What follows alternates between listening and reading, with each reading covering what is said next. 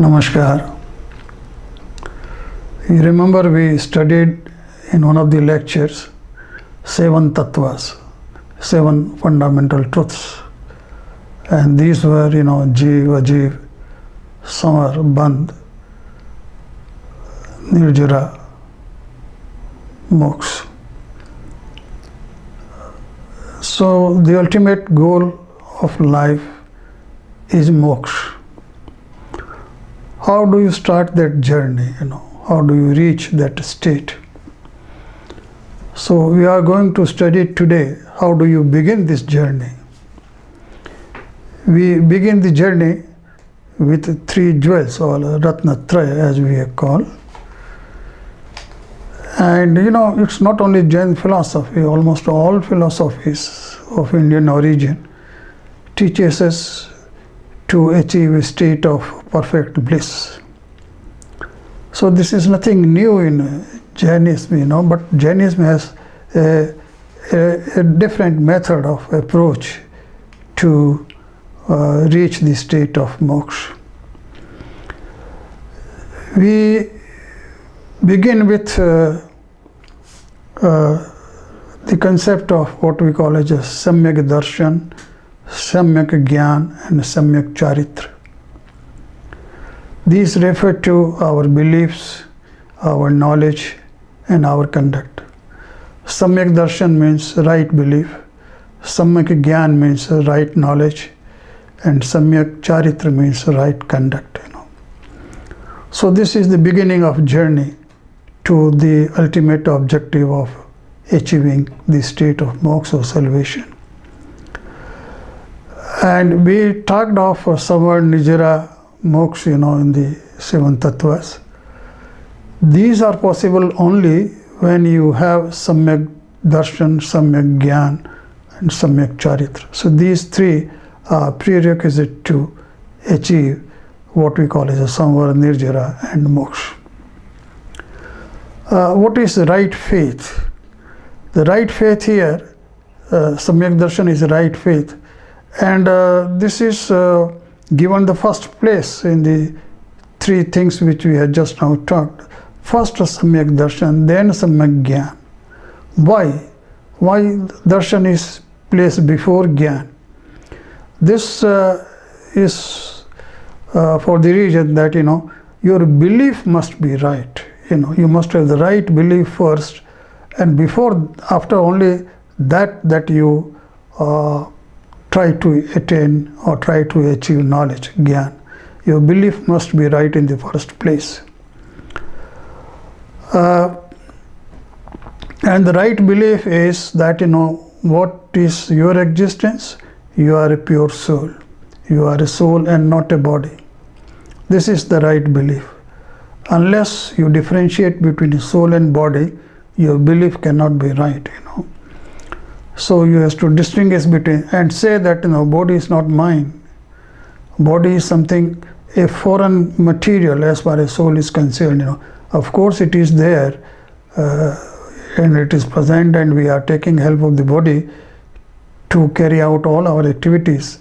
But the fact remains that body is very different from soul, and the soul is not owner of the body in the true sense. So all association with the body are not association with the soul, and all these association with the body are temporary. As the body goes, the association also goes. So this is a fundamental belief, which is essential to proceed further. Without this belief, you cannot proceed on the path of salvation. And then the person must have right knowledge. Once you have right belief, then you must understand yourself, you must understand the world, and understand the difference between yourself and the world. This is right knowledge. So the right knowledge comes after right belief. You must not distinguish between soul and non-self, the body and the other material. Then he must possess the right conduct, having known what is right belief and what is right knowledge. you must put these in practice. Unless you practice your knowledge, your belief, you make no progress. So right conduct is essential. So right conduct is, in fact, is the essence of the thing. But in order to have the right conduct, you must have a right belief and you must have the right knowledge. And if you proceed on this path, beginning with this, proceed with the path on Savar and Nirjara, and then go to Moksha, and by that way you are able to eliminate the karmas. And if you eliminate the Gatya karma first, as I told you in the last class also, you reach a state of omniscience, or known as Arihant or a Kevali. And when you eliminate all the karmas, Gatya and Agatya, then you achieve the state of Siddha, or what is known as moksha. So this gives an introduction of the three things which we are going to study today. Now we study them in little detail. What is Samyak Darshan?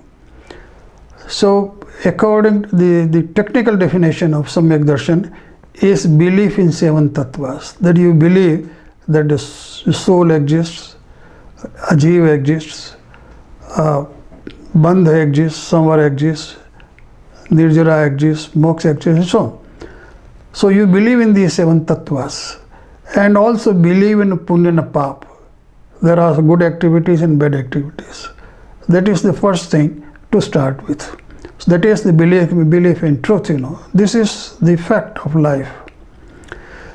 The belief, how do you know that you believe these or not? And how do you know a person believes, has a Samyak Darshan or not, whether he believes in 7 tattvas or not? There is no way to find out. It's only that, we can test ourselves, provided you satisfy certain conditions, And these conditions we will now study. So it is said that a person has a firm belief if he believes in the organs of faith. There are 8 of these. So there are 8 organs of faith, or 8 ang, what we call as in technical terms. And then you do not have 8 kinds of pride, and we'll discuss these things. So the 8 organs of faith, or 8 angas, are the first one, free from doubt about the truth of the teachings of the Tirthankara. That you should not have doubt in the 7 tattvas, You should not have doubt in punya and pap. You must firmly believe that these are true. And then only you can proceed. Unless you have a firm beliefs in the very fundamentals, you can't proceed further. At this point, I like to tell you that, all these things which we are talking about, Samyak Darshan, Samyak Gyan, and Samyak Charitra, have been defined and described with the aim to achieve moksha or salvation. So they are defined or described in a spiritual context. You must be very clear about it, All the 3 things are defined in a spiritual context. But normally, when we talk of our daily life or professional life, the meaning is not very relevant many times, So one might think, or one might say that, look here, it is okay, if you have these 3 things, but how do you use these concepts in my own personal life or my professional life? This is not very clearly mentioned in Jain text, but I'll try to explain or describe ways how these concepts can be useful in your personal life. So this first thing, that you are free of doubt as far as the 7 tattvas are concerned, This can be interpreted in your personal life as you believe in the authority and you don't have a doubt about what the authority tells you. That is the first thing, The authority could be any authorized body like government, or even the head of your organization or head of your institutions. So you must have a belief, in what he says and what he asks you to do. That is the first thing. Then no liking for worldly enjoyment. The person who is desirous of moksha, has to forget about the worldly enjoyment, So you don't have the liking for these things, And in practical life, your professional life, it would mean that you have a goal-oriented approach in life. You must fix your goal and have the goal-oriented activities in your life, So you fix your goal in your professional life. No love for body. Because body is something different, Body actually makes you to go for enjoyment and things like this. So body, of course, is helpful for us to observe these practices and observe in following religion and so many things. But body, in fact, is a hindrance in the path of moksha. Hindrance in the sense that body has to be dispensed with before you go to moksha. So you then say, after all, if I had to leave my body, why love my body? You love your soul. So no love for body. And in professional life, it will mean that the body comforts has no attraction for you. When you are engaged in a professional life and you are seriously taking that particular life, then you have to forget your body comforts. You have to forego your body comforts in order to achieve something in your professional life. Freedom from superstitions. You don't believe in false faith. This is, of course, necessary because if you have to believe in the right faith, you don't have to believe in the wrong faith. So superstitions must be given up. And professional life means that you don't believe in false theories. You believe in what is prescribed by your authority and nothing else. Then maintain spiritual excellence and protect the path. This is necessary, that all the time you are aware and conscious of your soul, and you try to have an excellence in that direction. Upgohan. In a professional life, it will maintain your full attention towards the chosen path.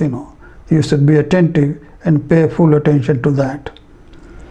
Then the next one is rehabilitating others in the path of mukti, or path of salvation.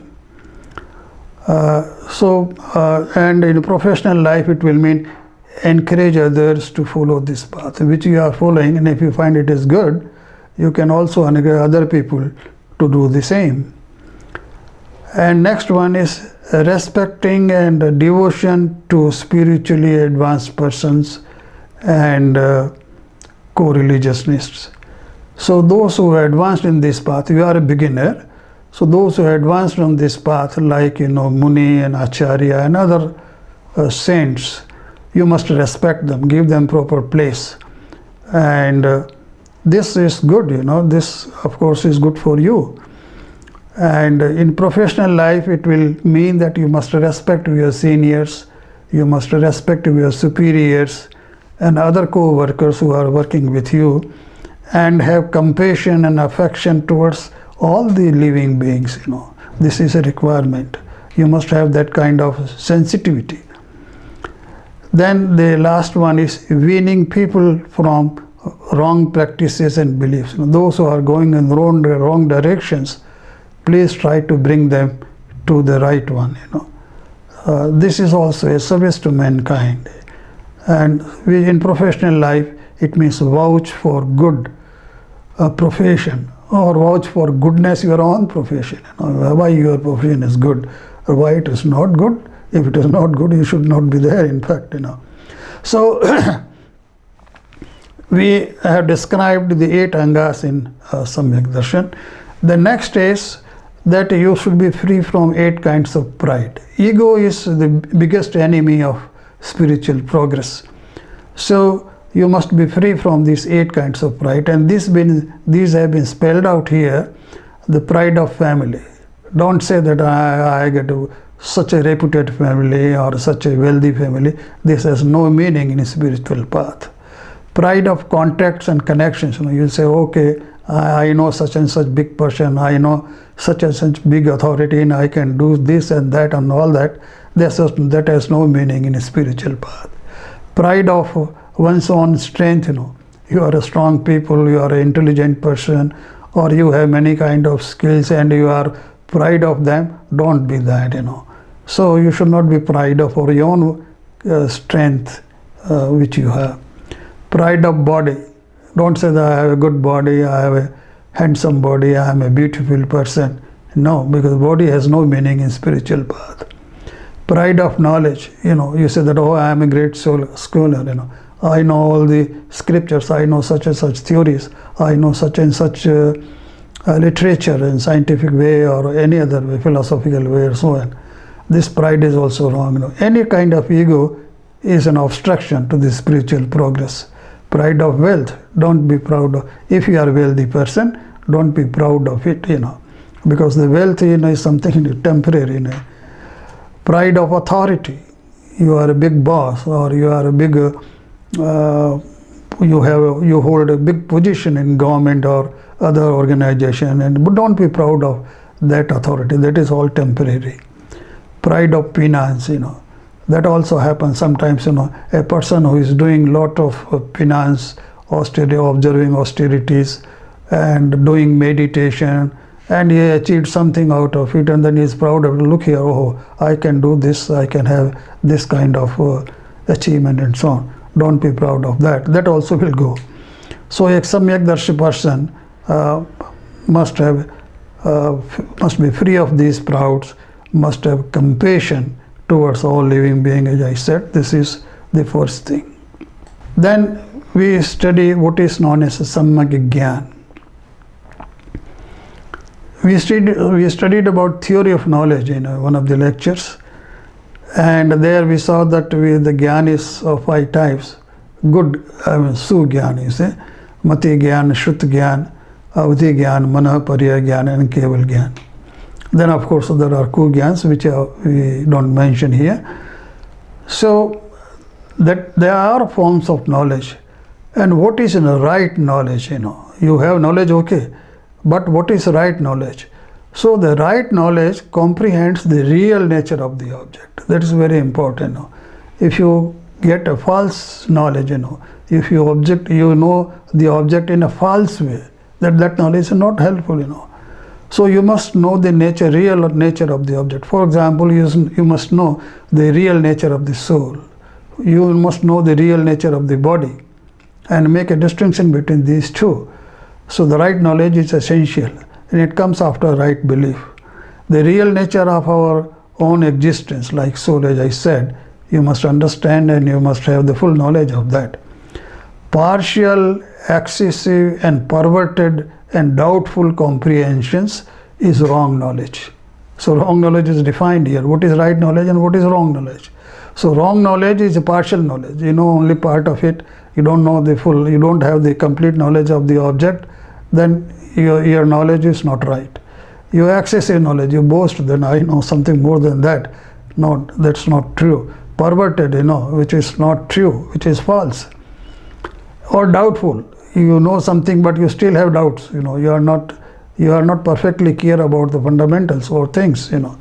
So that knowledge then will be called a wrong knowledge, and you can apply it to your soul.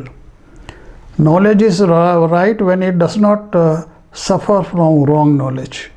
So the definition has been made here that if you have a wrong knowledge, you cannot have right knowledge. Though the two things will not go together. So either you have right knowledge or you have wrong knowledge.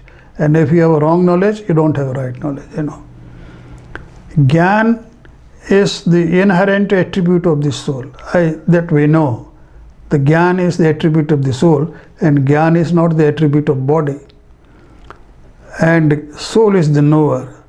So all knowledge which we are talking, is because of the ability of the soul to know. Otherwise, you cannot derive any knowledge. You cannot obtain any knowledge.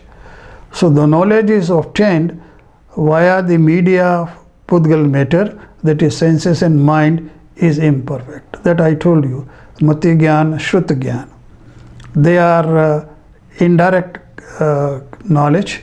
That is, we obtain Mati Gyan and Shrut Gyan with the help of senses and mind, and therefore they are imperfect, So it's only the direct knowledge that is perfect. In a professional life, how do you interpret this? A knowledge that is verified and validated should be regarded as right, So you learn so many things, But remember, unless what you know is verified, what you know is validated, it cannot be considered as right, So that condition should be used in a personal professional life. The study of scriptures and assimilation of the principles help in acquiring right knowledge. The scriptures will always help you to have a right knowledge and to discard the wrong knowledge, both ethical and spiritual. In professional life, how do you do it? Study of relevant literature and understanding the principles and the formulations behind these, So you must clearly understand what you read, and you must clearly know how the principles work, how the principles have been formulated, how they should be used. So this is about Samyak Gyan. Then we talk about Samyak Charitra, what is the right conduct. And as I told you, the prerequisite to right conduct is right faith and right knowledge. You must know that. And in fact, the very purpose of right faith and right knowledge is to have the right conduct. The right conduct is the main essence of the whole thing. So the right conduct is essential for self-realization or liberation. Without that, you cannot proceed, or for success of life for that matter, So in your own personal or professional life also, your conduct must be right in that sense, The right conduct requires observance of austerities, sadhana, tapa, and so on. This, of course, we are going to talk later on, but here it is suffice to say that it is essential. It doesn't come in an easy way, remember, You have to exert yourself in order that your conduct is right. So simple living, high thinking is one way to understand, that this kind of living will promote right conduct. And the right conduct would require checking on external activities of body, mind, and speech, because these are the activities which attract karma and bind karma. So you must check on these activities, because now you are proceeding on a path of soul and nirjara. So that is very essential. These activities are the cause of distraction of mind, so they must be checked. Then meditation and contemplation on the true nature of the soul, So you now shift your attention from outside world to inner world, to your soul, and meditate and contemplate on the nature of the soul. Right conduct has two categories. One is called Sakal Samyak Charitra, another called Vikal Samyak Charitra. Sakal Samyak Charitra is followed by Munis. We are not able to follow that conduct, with that rigorously, and therefore there are certain relaxations. For we householders, there are certain relaxations, but there are no relaxations for munis and saints and so on. So they observe what is known as Sakal Samyak Charitra. So their rules of conduct are little more rigorous, and they follow. And these are known as the Mahavratas, about we are going to talk little later. And then we householders, as I told you, observe these laws in a little relaxed form called Anuvratas. That also we are going to talk in the next lecture. What are Anuvratas? Of course, I gave an idea in the very first lecture, but we will discuss them in detail in the next lecture. These Anuvratas are for householders. So one has to observe these vratas, whether Mahavratas or Anuvratas, in order that our conduct becomes right. This is very important. Unless you check your activities, unless you bind ourselves to certain ideals, we cannot proceed further. So besides following these rules, there are certain other things which are prescribed for individuals or householders, and that also we are going to discuss. For example, a person must be free from vices, in order to have a good conduct, because the good conduct and the vices, cannot go together. So you must be free from vices, in order that you follow or observe the Anuvratas or Mahavratas. And so we shall talk about the rules, the vratas, in the next lecture. So I have described here what is known as a Samyak Cha, Samyak Darshan, Samyak Gyan and Samyak Charit. And remember, this is the beginning of your spiritual journey. This is not the end of journey. This is the beginning of the journey. You begin from here, then proceed further and reach the state of salvation. Thank you.